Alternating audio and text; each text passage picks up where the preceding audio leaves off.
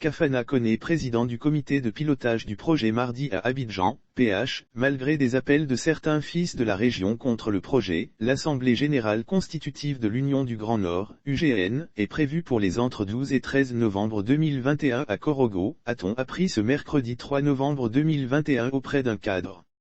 Cette décision a été prise le mardi lors d'une réunion du comité d'organisation de l'Union fraternelle des cadres et élus pour le développement du Grand Nord, UGN.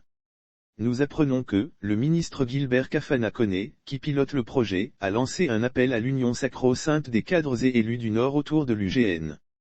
Le sentiment d'appartenance au Grand Nord et la volonté d'apporter notre pierre à son développement doit être notre motivation à adhérer à l'UGN. Les contributions financières sont volontaires, le non-paiement ne doit pas être un frein à notre participation à l'argent de Korogo qui doit battre le rappel de tous les élus et cadres du Nord. Nous devons tous autant que faire se peut, effectuer le déplacement de Korogo pour une démonstration de force.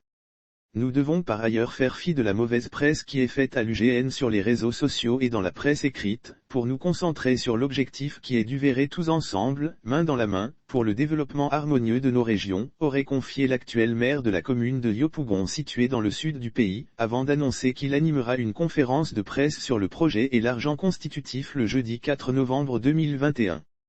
Selon des voix qui s'élèvent contre ce projet, cette initiative serait malvenue et malheureuse en ce qu'elle contrevient à la Constitution et à la conception du vivre ensemble. Prendre une telle posture en 2021 n'est rien d'autre que du communautarisme qui ne peut aboutir qu'à la résurgence de la haine, l'ivoirité d'un genre nouveau, la division et éventuellement de la guerre dans le pays.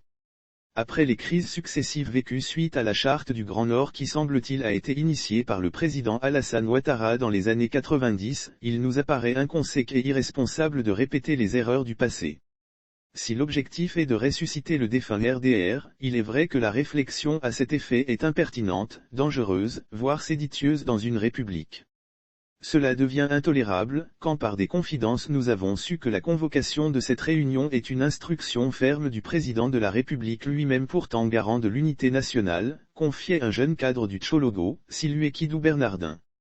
Ce projet va-t-il rassembler les fils et filles du Grand Nord pour son développement et le renforcement des liens de solidarité ou les diviser ?